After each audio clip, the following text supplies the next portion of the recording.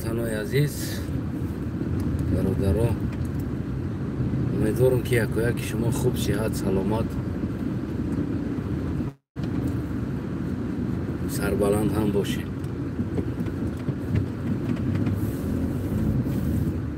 خب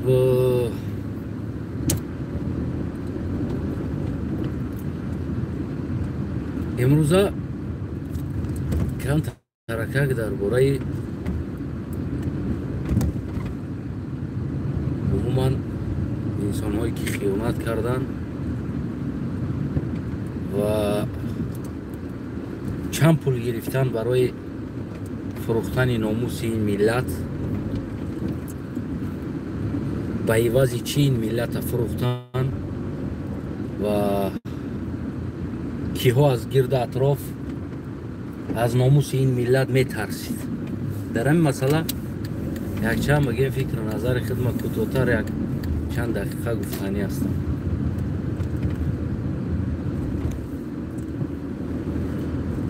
سبب چی شد این نوارا کنم و گپ زنم؟ سبب یک از ازبکستان یک آنالیتیک است، پالیتولوگ است، کدام است،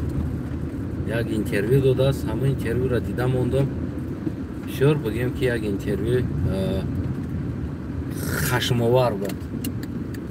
که چرا SSSR یعنی که تاجیکستان اجازت دولت شوی داد، در حالتی که تاجیکستان یعنی در حیات ازبکستان بود. مایل قرغیزستان مایل خیلی آشا ایسرا گرفتن یا دولت ساختن برای قرغیزها ما یکم پرابلم نداریم، یکی تاجیکا دا چرا دولت کردن، اجازت دولت سازی دادن. گفتگی سوال دا جواب همین جواب دادم این سوال دا. بسیار بگم یک خشم‌آور بود واقعا. من خودم ترک زبان هستم، خلقم، یک فرزند تاجیکستان هستم، فرزندی و سرزمین و با برادرای فارس زبان، یعنی ما در یک دولت، یک کشور، در تا یک پرچم میگیم که چیکار کردیم، زندگی کردیم. و یگان حکومتدار تاجیکستان، یگان انسان در این سخنها، در این کلمه ها یعنی تاریخاً جواب داده نمیتونن و سبب که اینو ملت خودی همین امروزه رهبرا فروختگی هستن. تاجیکا ماندن سر قدرت و بگیم دگور امام علی به اسلام کریموف همین بود که بیناموس کردن خلق تاجیک بود. یک چند برادرم در همین مسئله وقتی صحبت کردند، من گفتم که من سمرقند و بخارا را برمیگردم، من وعده میتمیرم، فقط اگر امر کوتاهی نکنه، دستاتش امر داشته باشم که همین تا 80 سال اگر من امر داشته باشم، 70 اقلا امر داشته باشم، من برمیگردم این سرزمینه. بسیار برادرها میگن که چه خیلی تو میخیزی با ازبکستان جنگ میکنی؟ گفتگی سوالا را میطلبد. همون نیتی جنگ کردن با ازبکستان هم نداریم.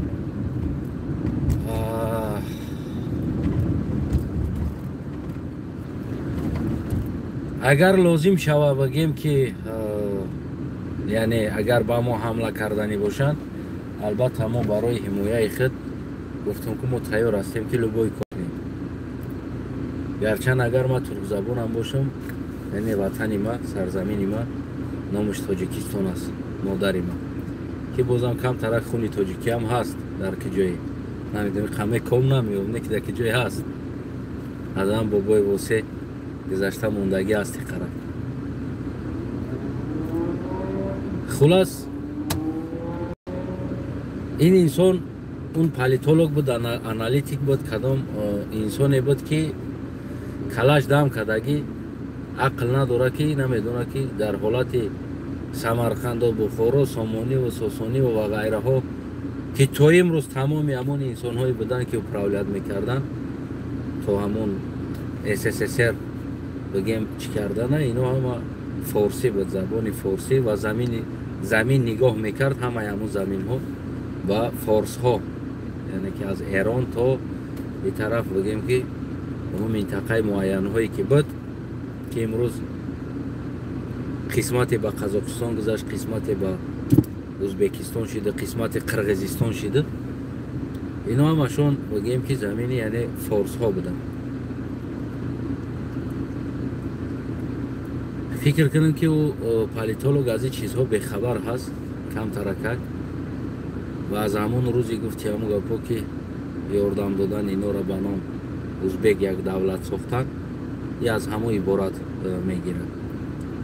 از همون بگیم که چی میگیرن، از همون جا نقطه گرفته اومده است. و بسیار برادر میگه که تو چخیل میتونی که سمرقند بخارا را برگردانی. میگه ببینید دوستای عزیزم، امروز تاجیکستانی بگیم یا که ملتش تاجیک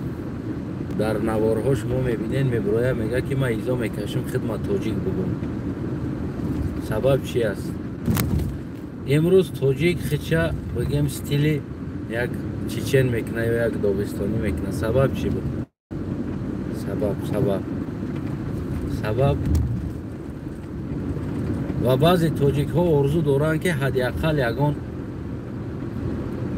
کم تر خیش تباری با یگان داغستانی و چیچن داشته باشه. این ارزوها را هم دارن که خیچه باید هم تری بگیره بگرد. در این حالت یک قصه دیگر خودم دام هست، شاید قصه عجیب بود، در آخر میگم قصه را. سبب چی رول بازی میکنه؟ سبب ناموسی ملت رول بازی میکنه. میدونه نمیرن و ما یگان حجت نیست که ما بگیم عراق بگیریم یا جایی یا زوری کنیم یا کار دیگر کنیم. در ازبکستان بیشتر از تاجیکستان تاجیک زندگی میکنن. تنها غرور تاجیک بردار، تاجیک که بدن شه غرور شه بردار، ناموس شه بردار و تاجیک بدن فخر شود در جامعه که فخر کنه که من تاجیکم. و امروز یک برادرم یک روز صحبت کردن، در یک 3 روز پیش میگه در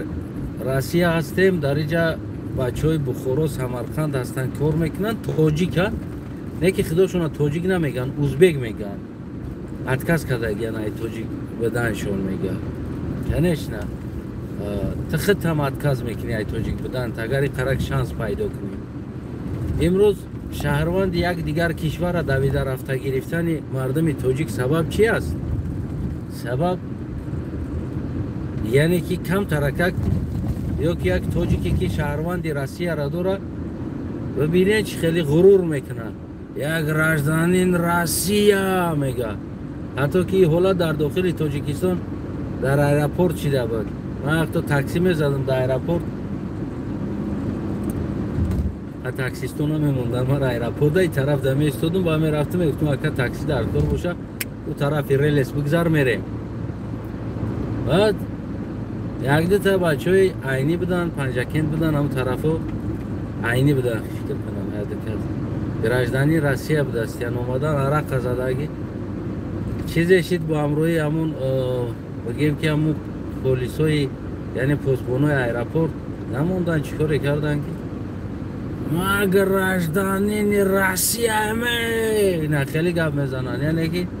ببینین برای یک گرفتن شهروند یک کشور دیگر یا روسیه را گرفتن آمده در تاجیکستان در وطن خودش با یک غرور صحبت میکنه که من پاسپورت روسیایی دارم. تو چه قطعی ما گپ زدستی؟ یعنی من روس کی راجدانیم تو مرا وجد که گفته که منو قطعی گپ زده است دست ده. اکو زمانو ما هیچ نمیگفتم، گپ نمیزدم، اما این قصه را دیده بودم ده همین چیزا را. خلاص کلام دوستای عزیزم، یعنی یگان مشکلی نداره در حالتی که فرزندای سرزمین در قلای بالا برور دستگیری که حکومت правительствоش دستگیری کنه، مثل اونه که چمپیون سپورتسمنت و غیره ساحه ها در فرزندای سرزمین بگیم که همون قلای لازمی ده باشه که در هر جا بشینه که بگن نه تاجیک است. از تاجیک بدن اگر غرور کنه، فخر کنه، از ملتش فخر کنه، غرور اینا تاجیکای سمرقند و بخارا هم بیدار میشون میگه ما تاجیکیم. که امروز ایزا میکشه بگه ما تاجیکیم، سببش که خیال ما رو میبینه توجیک گفتن خودتون شرم کرده ایستادین، حالی که دیگه کسوس بیستکال یک انسانی که در کشور دیگه موندگی است از او چی گیله کنیم؟ در حالت خودی تاجیکستانی که پاسپورت روسی گرفتن بعد در روسیه در تاجیکستان اومده راجدانین روسیه گفته که چرخه کتفوش تیت میکنه که ما را واجد که سببش که ما راجدانین، یعنی ما چی بنولیم از بگیم که دیگر انسان دیگر کس. برای همین دوستای عزیز به نهایت مهربان و اولی قدرم، یگان مشکلی نیست، یگان حجیت نیست که ما بگیم که بریم با ازبکستان یا با قوم دیگر بجنگیم به خاطر اونه که ما را بگیم که سمرقند و بخارای ما، سمرقند و بخارا با راست خودش بگیم که شهروند داره، با راست خودش تاجیک داره، با راست خودش انسان‌های دارن. اگر که ته غرور داشته باشی و ته ناموس داشته باشی، نامی تاجیک بدن فخر باشه و او هم نمیروان بگن که او میخیزن چون میگه ما تاجیکیم، ما تاجیکستانیم، چه خیل میگه و خودشون مثل اینا خیستن یک چیزهایی که بدن همون تریتوری ازبکستان خیستن گفتن که ما جدا میشه. برای چی؟ برای که اونا دم حاضرم همون غروری بگیم کی بدنشون هست، یعنی او کی هستن و غرور را دارن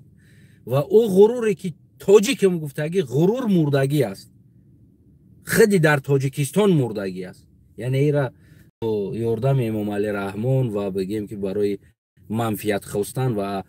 سر قدرت موندن اولادش برای نفس برای نم قدر جلوت کچش امام علی رحمان چیکار کرد؟ این ناموس این ملت آورد در همونجا رسوند. یکی باشه در جامعه جهان ببین یک 3 میلیون چچن است، 2.5 میلیون 3 میلیون چچن است، دنیا هوس میکنه که چچن باشه. سبب چی؟ سبب غرور اون ملت بالا ده، ناموسش غرورش در بالا است. وقتی غرور ملت هم خیزان ناموس شد فخر شوه این همی ملت بدن فخر شوه میدونی نمیره لبوی تنم سمرقند بخورات هم خودش میخیزه میگه ما تاجیکیم، یعنی او را حیثیاتی تاجیک بدنش بیدار میشوه، حیثیاتی که نمو خونی تاجیکیش بیدار میشوه. در حالتی ما تاجیکم بگه این طرف نگاه کنه شرمنده وار است، همه لب زدگی شیشتگی در کوچه ها تاجیک کوچه رفته است، استرایکه در تاجیک مرده است تاجیک مردش در کوچه موندگی تاجیک 4 انسان از نام جین در آمده نمیاره فن کده نمیاره گفته نولش کده نایت هش آمده اعوذ بالله من الشیطان الرجیم بسم الله سبحان الله این شتری چرا بخی گفته است میگه حلال میگه و در تا کامنت نوشتن که میگه شتری چی حلال او اما عرب چیزی را حلال گفت زدن بگیرین دیگه حلال گفته کدام زک حلال میشه او لبو انسان میخره شروع زک ادخود جمع میشه و میزک میشه و میبرویه چیزی در کاریش ارگانیزم میگیره و چیزی زک های میبرویه تمام و یکون گرم بگیم که دوا نمیشه او یکون جایی بگیم که دواگی نداره. در همین برای یک قصه هم بود راستی در یادم اومد و من میگم یک زمانی شاه بوده است بسیار یک زمانی بگیم دولت های همون مسلمانی بسیار سخت مسلمانی بودگی است. در همون دولت یک پیونسکه بوده است نشکش میزده است کیف کده ویگتریانس بوده است در درنوشون همین کیف کده میگشت از حال خودش خط هیچ کده کار نداشته است نیکه همه ایده کار میگرفته است و شاه یک آدمی داشته است که همون قرارهای اسلامی بگیم همون کشور میبرورده است و او استاد که همه درس میته استاد است. در سایه درخت یک چند شاگرد ها شیشته در برای طهارت بحث میروه، طهارت کردن مثال کدام آب مکروب است کدام آب حلال است کدامیش در طهارت کنه میشوه کدامیش در طهارت نکنه میشوه کدام آب طهارت میشکنه بحثی همین رفته ایستاده است. و در همه حالت همون عالمی که بگیم که همون فتوا میبروردگی همون شاه از قطعی آمده ایستاد از یک چند نوکراش قطعی کی در همونجا بحث هستی شاگردو میگن که یا استاد اولیو حضرت مولوی در رکت بیست یک رکت سوال داریم جواب بده خیلی میگه بفرمو میگه که همین درباره آب طهارت همینجا بحث شده ایستادیم ما. اون نشکش در بلندی زدگی در بالای تپه که اونجا درخت خیلی بلندی بوده در همجا نشش زده کیف کده شتگی خیال پریشان که یکی آوازی در گوشش میام تو نگاه میکنه پایانه گوش میکنه میگه که چه خیلی آب در طهارت کنیم کدام آب حلال است کدام حرام. او هم فتوا برور میگه که همین آبی که 7 تاو میخوره یعنی او حلال میشه دیگه مکروه نمیشه. میگم 7 کروک تاو بخوره آب روان یعنی که تاو میخوره آب و حلال میشه یعنی او دیگر طهارت کردن ممکن است یا او دیگر طهارت نمیشکنه. اون نشکش در بالا جا شنویده میمونه او 7 کروک تاو بخوره حلال میشه میمیزه در بالاشون فرمان میتن بگیریم بخپیم بیارینش دلبای با میگه بالای هم آدم میشت پیونز کاره انا که میکشیمش میگیرن میورنش میگه حکم شب برورین میگه یا نشاید گپ بزنم باید بکشینم گپ با شاه را میروه شاه فریاد میکنه میگه چی گپ هست میگه نه دیوونه در بالای ما میشت در بالای شاگرده و ملاه هم آدم میشت نه دیوونه بالا و میگه شاه هم میگه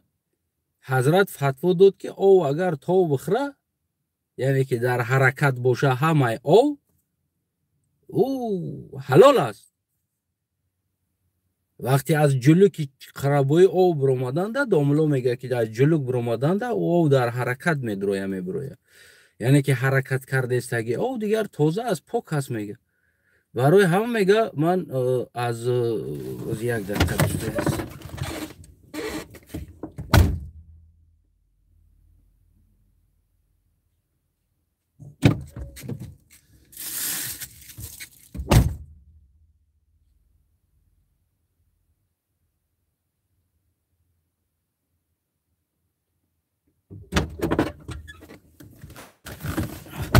دوستا برای میگه ما بالا میشتم میزه که ما چند کروک تاو خورد میگه اوجا آب بود میگه حلال شید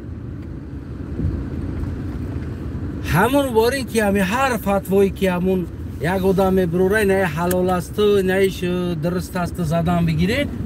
چیکار میکنن مردم میگه حلال است یگان میزه که یگان جاندار حلال نیست یعنی که او لیچبنی هم نیست تبابت هم نیست زک در کجا تبابت میشه و در حالت که میخری ارگانیزم او را در کارش هم میگیره همین گه تبابت است اوقات هم میخری ارگانیزم تمام همین شیره شربتی او را ارگانیزم میگیره ات خودش گه میشه و حلال است همون نه او همون است یعنی شوری بدن دیگر چیزا را میشوه چی اوی شتر باشه چی اوی شتر مرغ باشه او چیز مکروه است یعنی درست نیست او را خوردنش اولا که زهر است تو سبب ات خود برآمدگی است ات خود میدونه نمیره سبب ات خود برآمدگی است او ات خود است یگان ات خود باعث خوردن باعث بگیم که تبابت لیچنی نیست بعد اینم خیلی چرت اینم خیلی دلبایو بو بعد یورا گپ زنی بعد میگه تو دینا گپ زده ایستادی یا که اونمو دور زمان هم گفتم که او تو بخره حلال میشه و او پیونسکان دیگه بالا میشته او هم فتوای خچونه به خچون آورد گفت تو خیلی نمی گفت که او تو بخره حلال میشه برای هم میشتمی تو خورد چند برای بالا خیلی تو خورده آمده بالای سر یوزد حلاله فتوای خچونه از همون زمان هم تو امروز اینم خیلی بدین بد چیزا بازی میکردگی انسان ها هست اونم او ایش میگه که ما چند قرق پیوه را زدگی می چی هست ببین تاجیک برای پول مایلی بخیره که اموی نکه بین خیتون مسابقه کردید اوش آدم دینی است به این شرط کده پول قطعی بازی داره اوش ایش زده ایستاده است میگه ما چند قرق پیوه را زدگی مرق زدگی این میگه ماشاءالله ماشاءالله ماشاءالله در اینجا نام الله و نام بگیم خدا و نام پیغمبر بازی داره او زده است ای پولش داده است قمار زده است او به نام قاری است بو دویم در رکلام داره که فلانی شما را میبره میاره انا رکلام پول کو یا فریسته یا ماشینی کایو نه که دین برای او را بگیم که چی است همون ویزیتنی کارتشون است که و هر چی باشه اینا میدین گپ میزنیم ری شمه مونم سبحان الله میگم الحمدلله میگم دیگه راستای همه دیگه خلق ما را باور میکنه یه امر رکلام میزنه قمار میزنه پول میگیره و پای ماشینی کایو اینه امروز هم شویدین و اونا توجیکی دیگریش هم بگیم این توجیکش هم میزک خورده ایستاده است یک توجیکی بخوروگی میتونه بگه که من توجیکم بعد اینم میزک خری نمیره دیدم بعد ناموسش میبرداره بگه که من توجیکم فردا بگه که هم توجیکشو میزک خرین چی میگین شما چی جواب میتین برای $200 میزک خورده استی این همی ناموس چید عادی ترین چیز دیدین دوستای عزیز وقتی که ناموسی ملت پایان رفتن گرفت هیچ یگان شک شبهه نیست که این چیز یگان دگاورنای هم از طرفی بگیم که حکومت شیده باشه هیچ یگان شک شبهه نیست که وای نمیره بخره $200 بتن بگیم سیومکش کنه این شان شرفی توجیک کجا میشه و مایلی تو را دوام میگوی برای خودت یک ایبانوتی عقل داری نمیدون مورا دوام میگوی درد میگوی برای خودت اونا اوش دوام میگن یکی فکتش تو نوشته استین میزکی شتر و او را آماوی کرده استین که توجیک برای $200 میزکی شتر خورده است چهار سمی دیگه ابتی گوش هم اخرا فهمیدید برای همه وقتی که ملت که به ناموس شید ملت که به ننگ شید هموطن عزیزم توجیک خودش توجیک گفتن در شرم میداره خودشه ولی کجا رسه با دیگر کس بعضی توجیک های ما در داخل وطن هم میگم ما میخواهیم همین روسیه در پریسایدینیت شویم همین روسیه بگیرش میگم ما پریسایدینیت شویم اما چیزی روسیه در داخل شویم ما طرفدار میگم ما در کار نیست میگه همین توجیک بدن امروز ایزا میکشم لبای دولت از پردلاگت کنه لبای توجیک بیو شهروندید میتم اگر نگیره در روی ما توف که توجیک $5,000-6,000 از خود کده شهروندی دیگه کشور را گرفته شده است پول داده میدونه نمیره پول داده شهروندی دیگر کشور را گرفته شده است روت دا سلام علیکم این ناموسای برای چی توجیک ای وطن خودش گرفته شده است سبب چی است سبب نبودن غرور وطن ناموس وطن وطنداری وقتی که این چیزا که نباشه توجیک کنش نمیگیره ای وطن کنش نه شرم میداره وقتی در وطن یک آدم با آبرو نباشه همه بز غلا همه بز راهبریت بز چهار آدم میدونستگی میفهمیدگی ناموسدار کشتن یا زندان کردستن در این وطن دیگه یگان انسان با ناموس دیده نمیشه و یگان انسان ایزا میکشه که ای تاجیکستان هم گفتن در روسیه در دیگر جو بسیار جو ایزا میکشن بگن ما ای تاجیکستانیم برای چی؟ برای که او سرزمین ناموسش ریختگی است میدونی نمیره او سرزمین ناموسش ریختگی است او سرزمین یک فرزندی با غرور نداره او سرزمین فرزند یک با ناموس نداره بعد میرن کیم که را چمپیون گفته میارن در وطن خودتون جامعش میپوشونن توقش میپوشونن کرنای سرنایش میزنن در پیشش میبرورن دخترها رو فقط دختر میرقصونه با این یگان توجیک یگان توجیکستانی یا یگان سمرقندی توجیک خیش توجیک گفتنیش میآید میفوره که خیش توجیک بگه در حالتی اون حال توجیک نه ناموس نه ننگ هیچی کوچه به کوچه خامه حلال خورده استیم با داملو و فتوای حلال یافتگیان فتوای شیط حلال یافته دادگیان یاده اوسپکا یاد میکنن این حلال است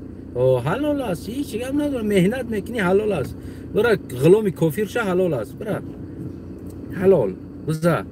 مردی اگر در اوجه و چهار تایدگر موندگی هستن خیر صدقه جمع میکنن به خاطر خدا و الله و رسول پیغمبر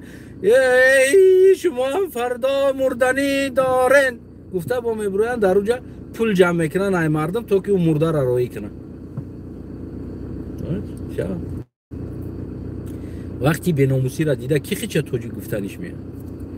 ما عمال با خدا را شکر میکنم که چندین فرزندای سرزمین حال امرنگ ناموسی خیچه داره و حالی هم کم ترکک باعث افتخار نسل‌های آینده ما میشوند که میگن هم خیلی اکا و هم خیلی برادر داشتیم که بگیم که میبردن مبارزه خودشونه و حقیقت ها را میگفتن.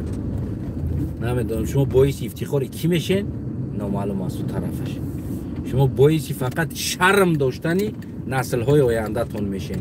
هر یک تا نمو خدا دیگری که هستین قربان چشماتون شم. شما با سر بلند 1,000,000% گارانتیش خطی باعث شرمی نسل آینده تی. نسل آینده حاضر که تو برای شکمت زده استی بای کارا گفتی همگا پولیش بلیش بشکمت سر شود را شکم سر شود هم فتوای حلال بیو زدم بگی برای شکم سر شود یا چی میشود نکتنا فهمیده است که فردا تو باعث شرم داشتنی نسل هات میشه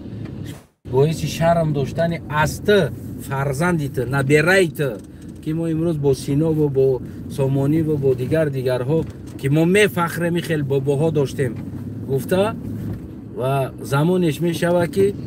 تو برای این از بابا داشتن نبیره ها نسل های تو میشرمند که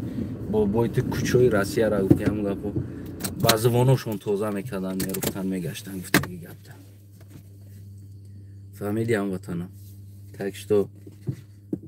سلامت باش هموطنم زنده باش تا امروز هم باعث شرمندگی هستی فردا آینده ها هم تو باعث شرمندگی میمونی امروز خودت از خودت شرم میکنی تاجیک گفتن ده و برای بناموسی وطن تو ایزا میکشی برای که تو وطن بناموس کرده ایستادی فردا میشوه فرزندها و نسل های تو از تو شرم میدارن که تو واری بناموس نسلش هستن خونه داباد باشم وطنم پدیلیت پد پیشکر فراموش نکه SMS که تو خدا رحمتی بابوتا دو دنیا بر تماشاش کنه